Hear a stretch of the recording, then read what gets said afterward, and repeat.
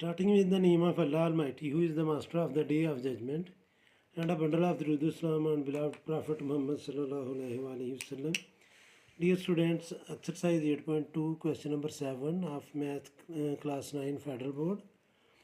और स्टेटमेंट है क्वेश्चन के students find equation of the line through 3 and 7. ये एक पॉइंट है 3 and 7, इसमें से एक लाइन पास हो रही है और वो जो लाइन इस पॉइंट में से पास हो रही है वो पैरेलल है इस लाइन के जिसकी इक्वेशन है 4x - 3y + 1.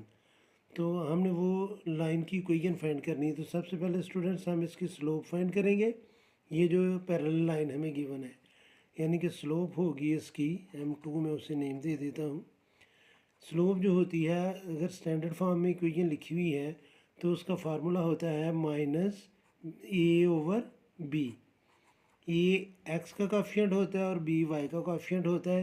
तो जो स्लोप है यानी कि इस लाइन की जो सेकंड लाइन है उसकी स्लोप होगी स्टूडेंट्स -a की वैल्यू है 4/b की वैल्यू है -3.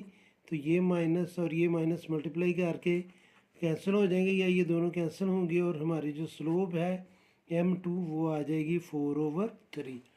अब यही स्लोप जो है वो इस लाइन की स्लोप है जो इस पॉइंट में से पास हो रही है क्योंकि दोनों लाइंस क्या है पैरेलल.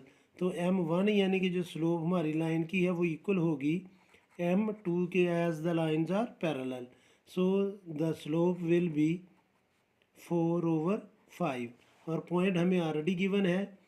तो इस पॉइंट को यूज़ करते हुए स्लोप एक पॉइंट हमें गिवन है और स्लोप गिवन है. इससे हमने इक्वेशन फाइंड करनी है. तो वो बड़ा सिंपल सा फार्मूला है आपको आता है y - y1 is equal to slope into x - x1. ये स्टूडेंट्स फार्मूला है, इसको आपने अप्लाई करना है. अब इसमें जो पॉइंट हमें गिवन है इसमें 7y1 है और 3x1 है. तो स्टूडेंट्स हम लिखेंगे y - 7 is equal to slope given है 4/3 नॉट 4/5. स्लोप गिवन है स्टूडेंट्स 4/3 और x - x1 की वैल्यू है 3. तो इधर हम लिख लेंगे 3. अब स्टूडेंट्स ये 3 जो है राइट साइड पर डिवाइड कर रहा है. जब हम इसको लेफ़्ट साइड पर ट्रांसफ़र करेंगे तो ये मल्टीप्लाई करेगा. तो ये आ जाएगा students 3 × y - 7 is equal to 4 इनसे दोनों नंबर से मल्टीप्लाई करेगा. 4 को x से मल्टीप्लाई करेंगे तो ये आएगा 4x और 4 को -3 से मल्टीप्लाई करेंगे तो ये आ जाएगा -12. अब स्टूडेंट्स हम 3 को y और 7 से मल्टीप्लाई करेंगे तो 3 को y से मल्टीप्लाई किया जाएगा तो ये आ जाएगा 3y माइनस 3 को 7 से मल्टीप्लाई करेंगे तो ये आएगा 21 इज इक्वल टू 4x - 12. अब स्टूडेंट्स हमने इसको स्टैंडर्ड फॉर्म में या जनरल फॉर्म में लेकर आना है.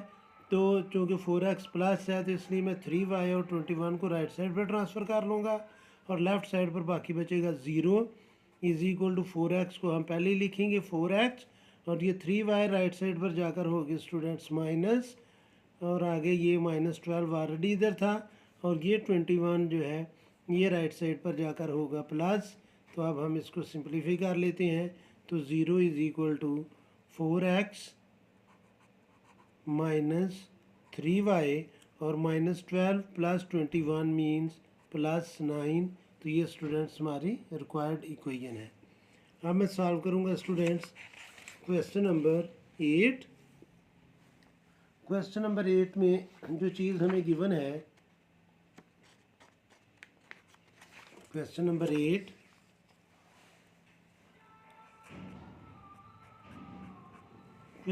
8 में स्टूडेंट्स उसने हमें एक पॉइंट दिया है find equation of the line through -2 and -1. तो जो पॉइंट गिवन है हमें वो है स्टूडेंट्स उसके कोऑर्डिनेट हैं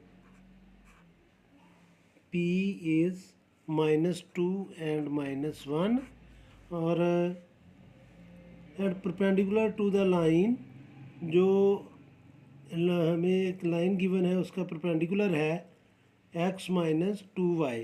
परपेंडिकुलर लाइन जो है उसकी इक्वेशन है स्टूडेंट्स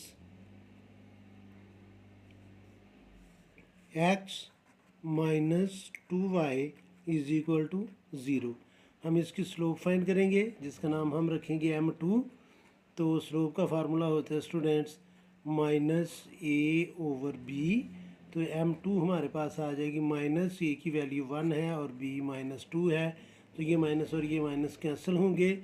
तो परपेंडिकुलर लाइन की जो स्लोप है वो आ जाएगी 1/2।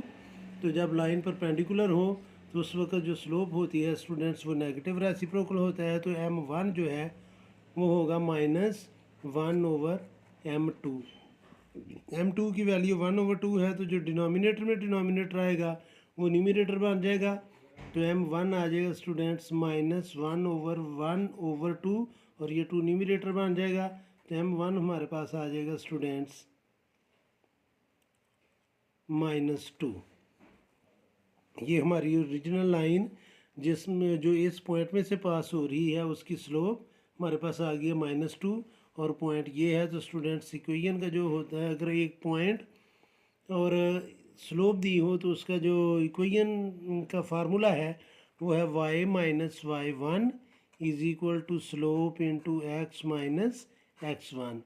तो y - y1 है स्टूडेंट्स -1, तो ये माइनस और ये माइनस ये होगा +1 इज इक्वल टू स्लोप है हमारे पास -2 और x माइनस और x1 है -2, तो ये माइनस और ये माइनस प्लस होकर इसको हम बना लेंगे +2। तो अब ये -2 इन दोनों से मल्टीप्लाई करेगा तो इक्वेशन हमारे पास होगी y + 1 is equal to -2x - 4। अब स्टूडेंट्स ये x जो है नेगेटिव है इसलिए मैं इसको लेफ़्ट साइड पर ट्रांसफ़र करूँगा और हम 4 को भी लेफ़्ट साइड पर ट्रांसफ़र कर लेंगे।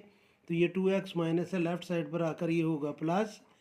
तो ये आ जाएगा स्टूडेंट 2x, ये y ऑलरेडी प्लस है तो प्लस y, ये 1 भी प्लस है और ये 4 भी लेफ़्ट साइड पर आकर होगा प्लस इज इक्वल टू 0। तो ये दोनों लाइक टर्म्स हैं, इनको हम कर लेते हैं सिंप्लीफाई। तो हमारे पास इक्वेशन आ जाएगी 2x + y + 5 is equal to 0। ये रिक्वायर्ड इक्वेशन है जो हमने फाइंड आउट करनी थी। तो ये स्टूडेंट्स 2 क्वेश्चन थे 7 और 8। बाकी इंशाल्लाह नेक्स्ट वीडियो में उम्मीद है कि आपको इनकी समझ आई होगी। फिर भी अगर कोई कन्फ्यूजन हुई तो आप कमेंट बॉक्स में ज़रूर कमेंट्स कीजिएगा, कोशिश करूँगा कि जल्द से जल्द आपको रिप्लाई करूँ। और हर में हमेशा की तरह अल्लाह से दुआ करूँगा कि आप सब हमेशा खुश रहें और ज़िंदगी के हर मैदान में कामयाब हों। आमीन। अल्लाह हाफिज़।